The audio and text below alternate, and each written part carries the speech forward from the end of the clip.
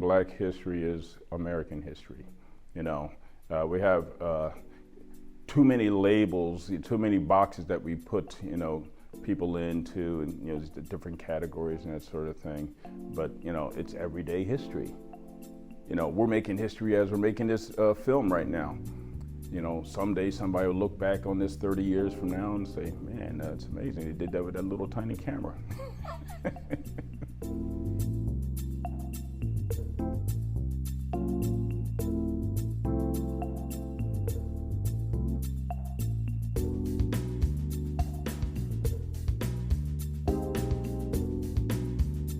I started with pencil work.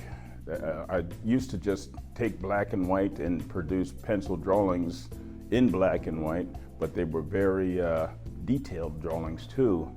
And then when I started working in watercolor, using the same black and white images, it just kind of felt right. A lot of the images were nostalgic images, and there's something about looking at black and white photography for me, is it helps me capture the soul of the image a lot better than looking at full color images.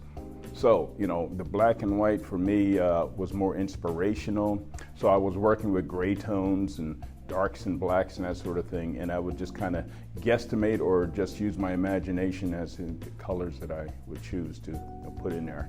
I like those old images. There's just something about the character of the old images, and I'm intrigued by those old photographs. I think, you know, life back then was simpler, you know, in some ways and harder in other ways. I can feel the soul of the individuals. I like painting the everyday man, so I look for images of the everyday man in particular. But I am an old soul as far as I'm concerned. I love a good story, and when I look at those photographs, I see a good story. I love impressionism. I try to carry over the impressionistic style into working with with the black and white photography. You're working with cool and warm tones and that sort of thing. You're also working with foreground and background. So things in the background are lighter, things in the foreground are darker.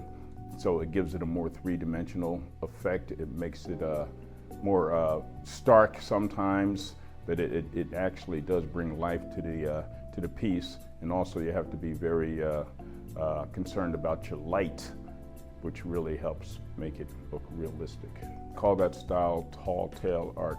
It was the second style that I incorporated into my repertoire, if you will. I started with realism. I really just kind of got bored with realism, and I said, I got to try something else, you know. So it started with just some long-legged individuals, and you know, because I didn't know where to go with it, and then it just kind of naturally morphed into something else. And one thing about that particular style, again, it kind of helps tell the story of folk art for me a lot more. Well, I definitely don't feel like I'm in a box in terms of my techniques. I want to experiment more, but one thing about any artist that I know, it's easy to get caught in the comfort zone, you know, and it's hard to get out of what works. So when I look at other artists' artwork, I'm looking at some extraordinary work and I say, man, how can I incorporate that into my work? You know, I really would love to have two of me. You know, one guy who's doing experimental work and is free, and the other guy who's, you know, loving the comfort zone that he's in.